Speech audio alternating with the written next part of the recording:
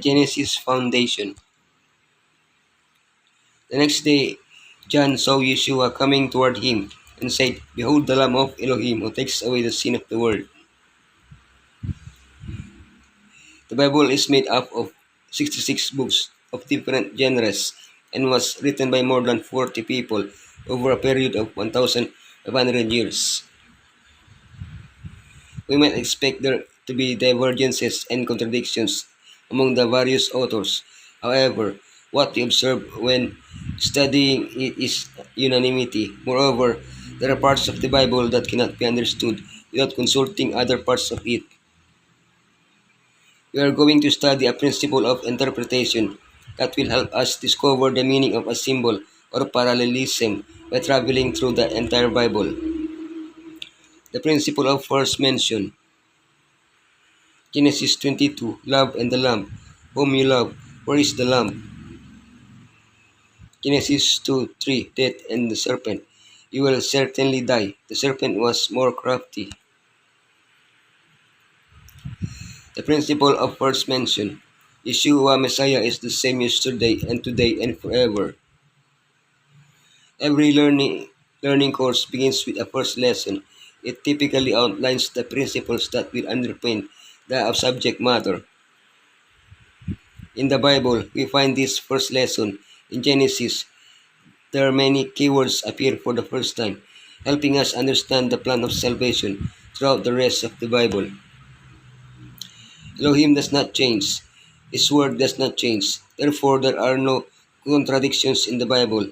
The plan of salvation is explained in it, little by little, until it is fully understood, or at least to the understanding we need of it now. We can better understand Yeshua and what he has done for us through the first mention in Genesis of some keywords: love, lamb, death, and serpent. Genesis 22, Love and the Lamb, whom you love. Then Elohim said, "Take your son, your only son, whom you love, Isaac, and go to the region of Moriah. Sacrifice him there as a burnt offering on a mountain. I will show you." Love, how do we define love? Our concept of it is clearly distorted by sin. How then can we understand the love of Elohim? This is pure and holy. The first biblical mention of love refers to the relationship between a father and his son, Abraham and Isaac. At first glance, the context seems daunting. Abraham was supposed to sacrifice his beloved son. Don't worry, he didn't end up doing it. Compare this mention with the first mention of love we find in the Synoptic Gospels. This Yeshua is my beloved son. And don't miss the first mention in John's Gospel, John 3:16. Abraham's act of sacrificing his son illustrates how Elohim loved us to the point of sacrificing his own son so that we might live eternally. Where is the lamb? Isaac spoke up and said to his father Abraham, "Father." "Yes, my son," Abraham replied. "The fire and wood are here," Isaac said. "But where is the lamb for the burnt offering?"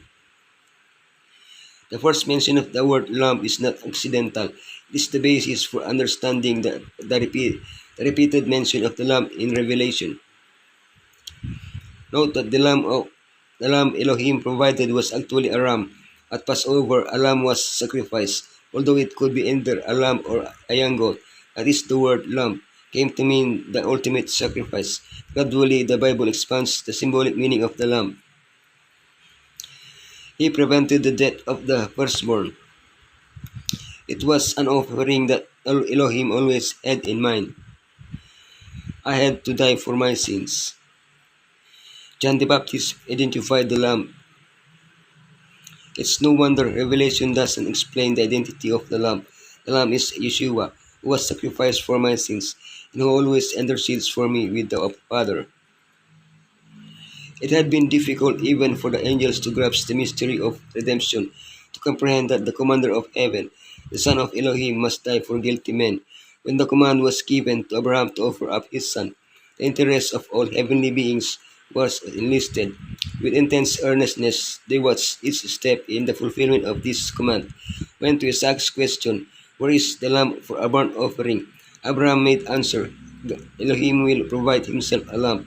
And when the father's hand was stayed as he was about to slay his son, and the ram which Elohim had provided was offered in the place of Isaac, then light was shed upon the mystery of redemption, and even the angels understood more clearly the wonderful provision that Elohim had made for man's salvation. Genesis 2:3 Death and the Serpent. You will certainly die, but you must not eat from the tree of the knowledge of good and evil, for when you eat from it, you will certainly die. Elohim was the first to mention death, but death could only exist as a consequence of sin. Death is often associated with old age, but the first recorded death was that of a young man, Abel. Though a righteous man, died at the hands of an unrighteous man. History was repeated centuries later when the righteous one died at the hands of the unrighteous. Unlike Abel, Yeshua, who could have prevented his death, allowed himself to be killed. Yeshua did what Abel be could not could not. He conquered death, and as a Revelation 1:18 shows, he received the keys of death with which he could open the tombs, hell or Hades. The serpent was more crafty.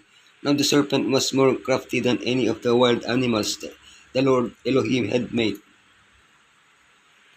Revelation presents a dragon. It also tells us that this dragon is a symbol of Satan. In identifying the symbol of the dragon, he adds a new symbol. Satan is the ancient serpent. Which serpent is he referring to? Of course, the first serpent mentioned in the Bible. In Eden, Satan, the serpent, deceived the whole world, Adam and Eve. In Revelation, we are reminded that this has been his purpose throughout history, and that it will be his special target at the end of time. He will even attempt to deceive everyone in the very presence of Elohim. How can we defend ourselves against his tricks? One way is to study how he first did it. His basic tactics haven't changed over the centuries. The gospel is revealed in all the prophecies of the first advent of Messiah as the Savior of men. Every act of the old dispensation to turn men away from sin or to bring them forgiveness was done with reference to the Savior who was to come. He was the stepping stone by which man was to be exalted. Truth for the End Times, Sabbath School Lesson Presentations, Spiritual Reflections and Sermons.